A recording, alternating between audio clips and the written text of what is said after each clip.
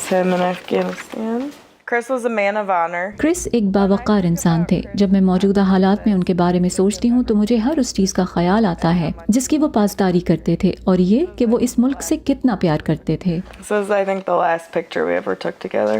ہم نے کبھی نہیں سوچا تھا کہ ان کے ساتھ کچھ ہو سکتا ہے، اور جب میں یہ بار بار سنتی ہوں کہ افغانستان میں 2400 امریکی فوجیوں نے جانیں دیں تو حیرت سے سوچتی ہوں کہ میرے شوہر بھی افغانستان میں جان دینے والے ان افراد میں سے ایک تھے. That's the funeral.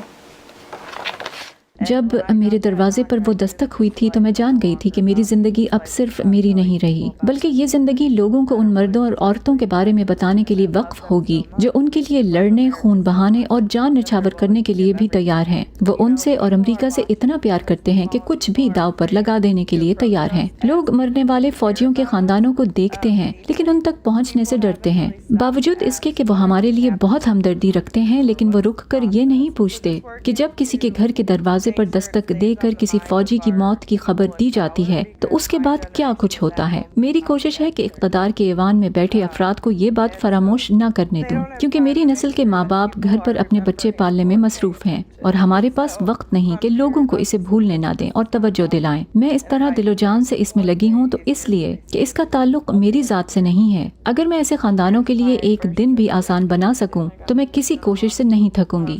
Here's my first trip to Afghanistan. I got to meet General Austin, no, Secretary Austin. گزرتے سالوں میں افغانستان سے وابستہ رہنے اور یہاں کے لوگوں کو جاننے کے بعد مجھے سچ مچ ایسا لگا جیسے انہوں نے میرے دل کا ایک ٹکڑا واپس کر دیا ہو. ہو سکتا ہے کہ ہمیں کسی وقت وہاں سے نکلنا پڑتا یا نہیں. خیر، اب تو ہم نکل چکے ہیں، لیکن ہم اسے بہتر انداز میں کر سکتے تھے. صدر نے پوچھا کہ کیا آپ اپنے بیٹوں اور بیٹیوں کو وہاں بھیجنا چاہیں گے، اور میں کہتی ہوں کہ ہم نے تو بھیجا تھا. میں اپنے شوہر کو 1000 بار اس ملک پر قربان کر سکتی ہوں اور وہ خود بھی ہزاروں بار ایسا ہی کرتے. لیکن جو سوچ مجھے رات بھر سونے نہیں دیتی، پریشان کرتی ہے، وہ یہ کہ لوگ جانتے ہی نہیں کہ انہوں نے اپنی جان کیوں دی. انہوں نے اپنی جان افغانستان میں کیوں دی؟ میرے شوہر میرے نہیں تھے. جب میں نے انہیں جنگ کے لیے رخصت کیا تھا تو ایسا امریکہ کی طرف سے کیا تھا. وہ ہم سب کے تھے.